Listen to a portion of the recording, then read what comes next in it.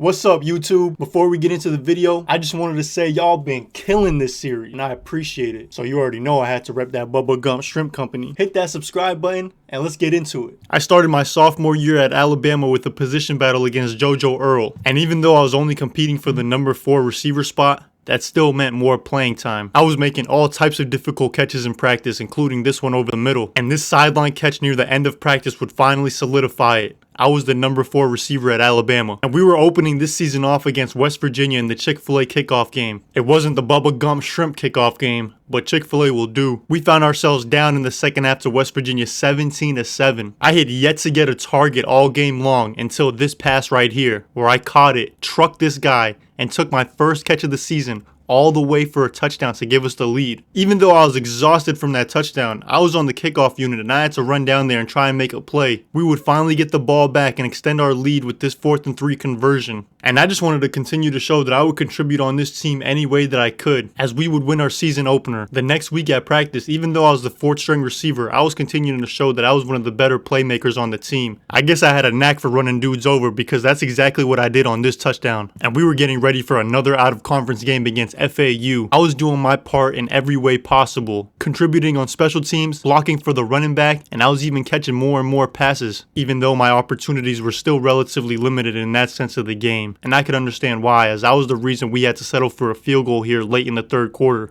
And I finally got my first clean solo tackle on kickoff as I ran down and brought this guy down by the hips. But once we got the ball back, Bryce Young was a little bit careless with the ball as he would fumble it, and FAU was in great position to try and tie this game up. Thankfully, they would miss this long field goal after taking a sack on 3rd down. Our offense was struggling, but our defense would do the job and carry us to a win against FAU in a close one, as I only had 2 catches. I was in a position battle again this week, this time to be the slot receiver in our 11 personnel looks. And after starting practice off strongly, my opportunities were limited in the last couple plays of practice, and I wouldn't be able to secure the job, but I wasn't really in a big rush, and we had an FCS opponent this week, so I figured this would be a good tune-up game for us and our struggling offense. I don't know if Bryce Young doesn't trust his receivers or not, but every time he had an opportunity to run it in, he did. I mean, I'm not really complaining because we're winning games right now, but I feel like getting your receivers involved and building a good chemistry is important for the future success of this season. We obviously ran away with it in this game against a lesser opponent, and me and Bryce Young would hug it out after the game. I got another opportunity to secure that number 3 receiver spot this week, and it took me until the final 2 plays of practice to try and get it done. And with that catch, I was finally technically a starter, since we were a base 11 personnel team, which meant we had 3 receivers on the field most of the time. But on the first play of the game against Ole Miss, Bryce Young would throw an interception and we were down early, but me and him would quickly get back on the same page. And I watched from the sideline as our tight end would look like Gronkowski with that 87, breaking tackles and running dudes over. Ole Miss would tie it up late in the 4th quarter, and it looked like we might be headed for overtime. But after this incredible route and run after catch, I had put us in a great position to go and take the lead again, which is exactly what we would do with this long field goal.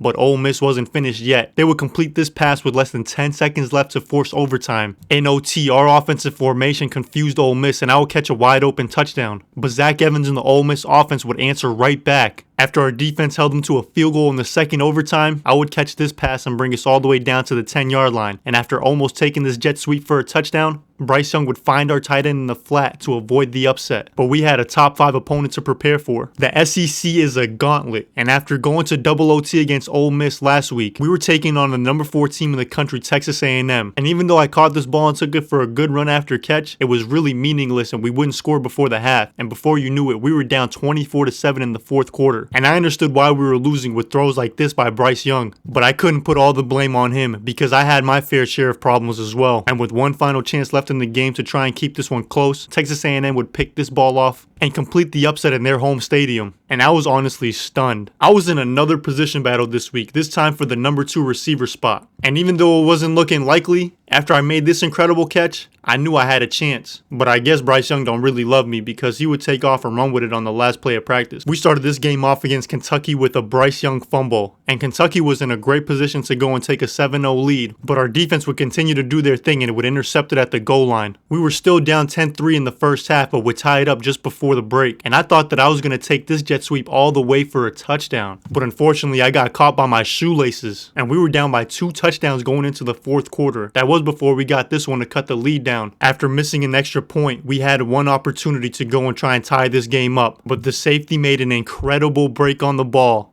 and we would drop our second game in a row. I would easily become the number 2 receiver this week in practice. But no matter how talented I was, you could tell that I still had the lowest awareness out of any receiver. I don't remember the last time that Alabama lost 2 straight games, so we had to make sure that we played as a team to beat Arkansas, another tough SEC opponent. And I like to think that I was definitely doing my part with catches like that one. A 3rd and 11 conversion that would lead to this field goal to take the lead before the break. But Arkansas would answer right back before the half, and we were down again. After another Bryce Young turnover, I was curious how he was a top 5 draft prospect. But I would never say that out loud, because that's my guy, and me and him would connect again. This time on a beautiful hitch and go. But we would settle for another field goal, which really wouldn't help us all that much, because we were still down by 9. So this late fourth quarter touchdown only put us within 2. On 4th and 18, I would let Bryce Young and the entire Alabama fan base down after not being able to come up with that one. Damn. I had the single greatest play of my career to start this game off against Tennessee. I would make, miss, or shed 6 different guys on this play.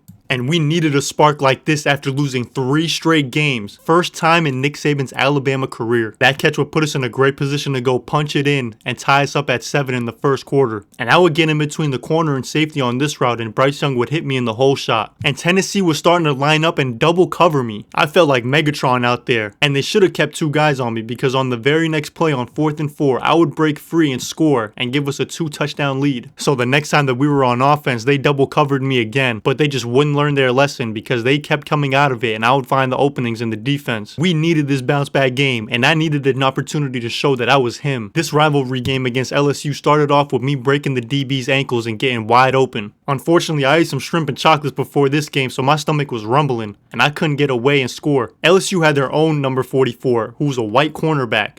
And you know if you're a white cornerback, you have to be a dog. But they didn't have him on me on this play, and I would bring us all the way down inside the 5 to score. And I was slowly becoming Bryce Young's favorite receiver, as I would catch this crosser over the middle, make a couple of guys miss, and then I would run this whip route to perfection. However, LSU's offense was doing their thing as well. And in the fourth quarter, after this touchdown and a 2-point conversion, they'd cut the lead to 3. Our defense had an incredible goal line stance to force this game to overtime, or so I thought. LSU would throw this Hail Mary, and it would get caught. But thankfully, he would step out at the 1-yard line, and we did go to OT. LSU's quarterback would literally throw the game away in overtime as we would scoop up the fumble. We ran the ball 3 straight times to try and get closer for this game-winning field goal, and we would hit it. This was my first Player of the Game award. I wouldn't secure the number 1 receiver spot even though I've been playing lights out the last couple of weeks. And Mississippi State started this game off with a ridiculous interception, but our defense thankfully held them to nothing. Even though I was technically the number 2 receiver, I was feeling like the number 1 option. And I was really feeling myself with this one-handed catch, even though there was absolutely no reason I had to do that. But it would lead to this touchdown strike by Bryce Young,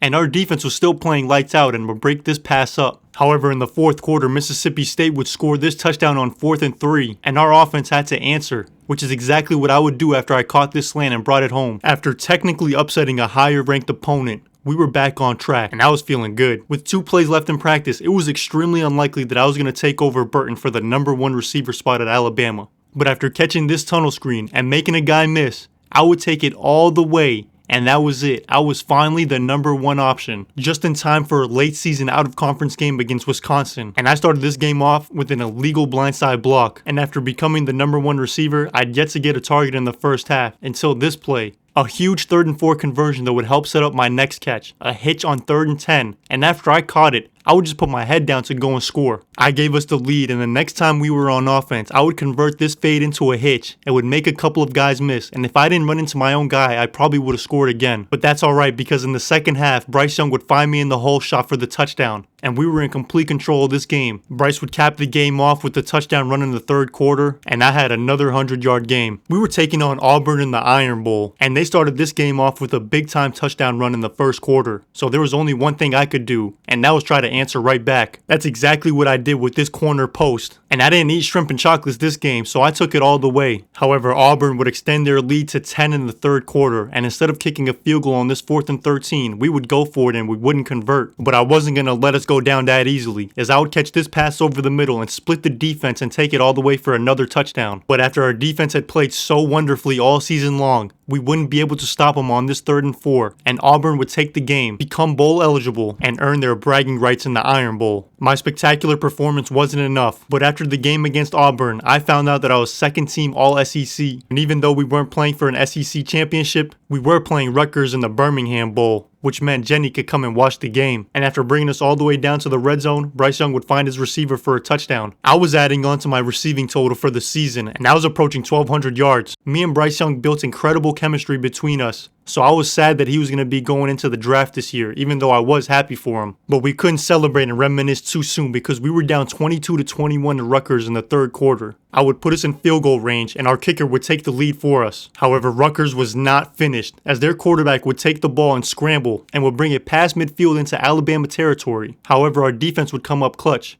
and they would sack the Rutgers quarterback on this play. And with one final Hail Mary opportunity left, Rutgers would throw it deep, but it wouldn't be deep enough, and we would win the Birmingham Bowl. It wasn't a national championship, but Bryce Young would leave a winner. And I finished the season with 66 catches for 1,200 yards and 10 touchdowns. And I was looking forward to working with Jalen Milroe next season to try and win the Natty ourselves.